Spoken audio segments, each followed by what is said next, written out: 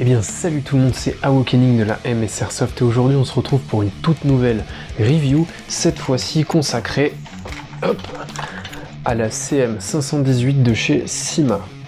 Donc pour commencer, cette vidéo sera donc répartie en 4 parties. On va commencer tout de suite par le contenu de la boîte lorsque vous allez acheter cette réplique. On va ensuite passer sur la partie review, donc on va voir un petit peu ce qu'elle a dans le ventre.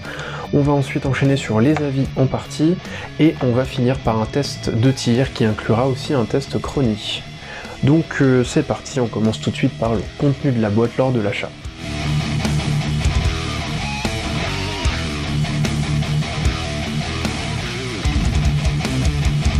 Donc lors de l'achat de cette réplique, vous allez donc avoir la réplique telle quelle avec 2 organes de visée en polymère donc rabattable.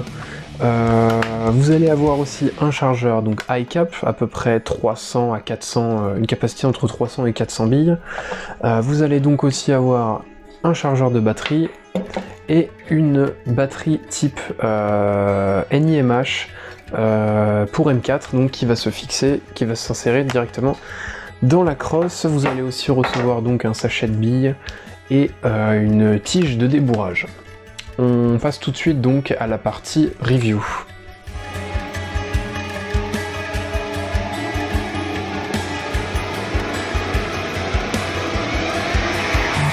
Donc on se retrouve tout de suite pour la partie review, donc on attaque tout de suite. Donc comme vous avez pu le remarquer, c'est une réplique de type donc M4, elle est entièrement en polymère, donc que ce soit l'interne ou l'externe, c'est important à noter que c'est tout du polymère. On est ici sur une réplique de type débutant, en fait c'est une réplique qui va plutôt être axée pour les joueurs qui commencent l'airsoft, on y reviendra un petit peu plus tard dans la partie avis. Donc elle a un canon interne 6,08, d'une longueur totale de 380 mm et la réplique en longueur maximale cross dépliée, pardon pour le clic, fait donc 890 cm, donc c'est quand même une petite longueur, hein. Elle est quand même un petit peu longue, pour un poids de 1,8 kg, donc ce qui est relativement léger, bien sûr sans équipement le poids. Pour une puissance sur le papier de 400 fps, donc c'est franchement pas mal pour une réplique en sortie de boîte, on va dire. Donc comme sur toutes les M4, elle a donc un cran, un sélecteur de tir, donc sécu, semi-auto et full auto.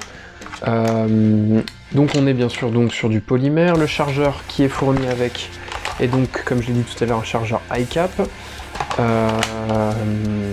Et voilà, up réglable bien sûr au niveau de la chambre ici, donc juste au niveau de mon index sous forme d'une petite roue type engrenage un peu. Hop. Donc voilà, donc c'est un connecteur, une batterie de type Tamiya et qu'on connecte à l'arrière, donc au niveau de la crosse comme je l'ai répété tout à l'heure.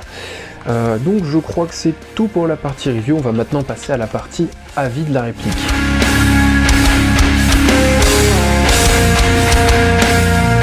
Donc pour les avis de cette réplique, donc ça va être plutôt pas mal comme partie, ça va être fourni puisqu'en fait c'est une réplique que j'ai jouée très longtemps parce que avant d'avoir toute la collection derrière, j'ai beaucoup joué avec celle-ci, je crois que j'ai dû jouer plus d'1 an avec uniquement cette réplique là et je l'ai jamais vraiment touchée, elle a toujours été plus ou moins telle quelle. Bon, j'ai quand même changé le canon interne, vous allez voir quelques images de ce à quoi elle ressemble. Elle ressemblait à l'époque où je la jouais.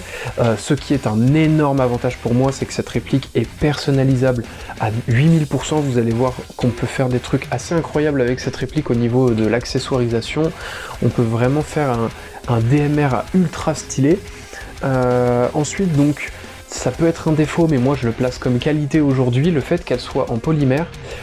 Ça la rend ultra légère, vous pouvez être super mobile avec, vous pouvez courir partout, vous n'êtes vraiment pas encombré par son poids.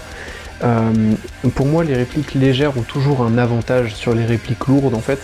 Donc d'accord, niveau solidité, ce n'est pas une réplique qui va faire le job, hein. Je pense que si vous tombez avec cette réplique, c'est one shot, c'est fini.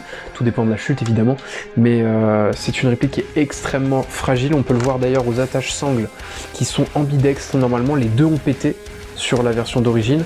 Donc après, libre à vous, et moi je vais le faire tout à l'heure, de remplacer par un attache sangle en métal qui va donc pas bouger.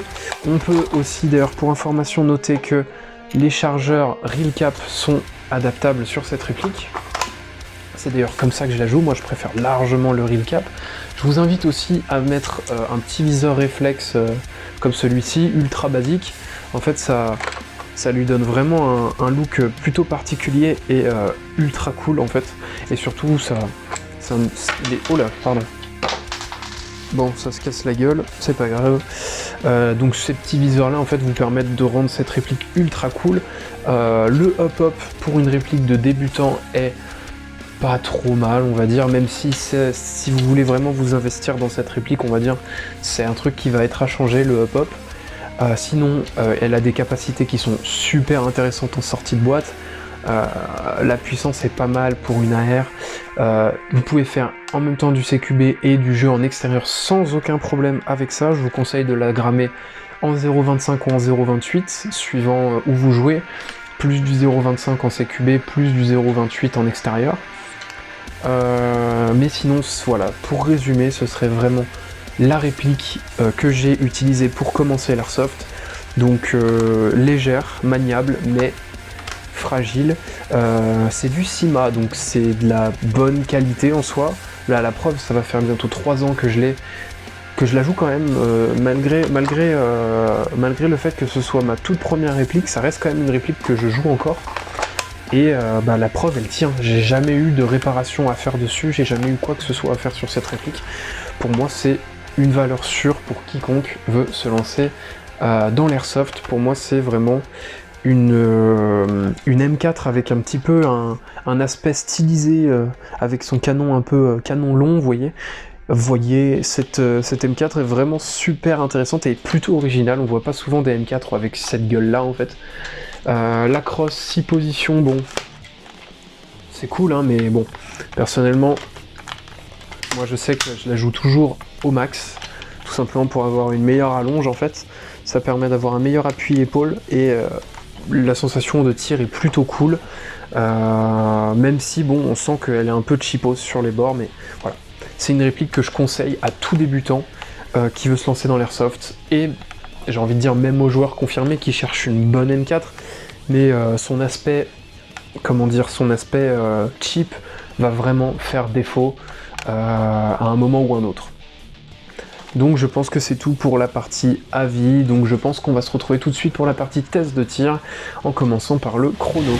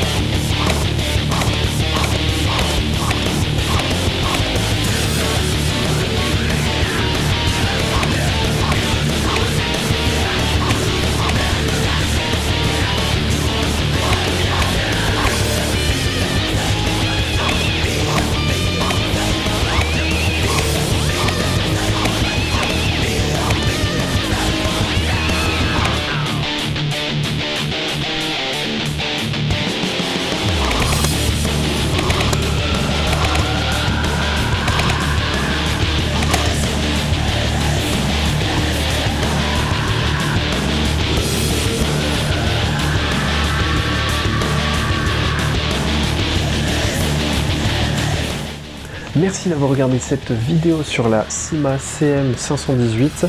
J'espère que cette vidéo vous aura plu, j'espère que cette réplique vous aura plu, et on se retrouve une prochaine fois sur la chaîne des Aims & Shots. Salut!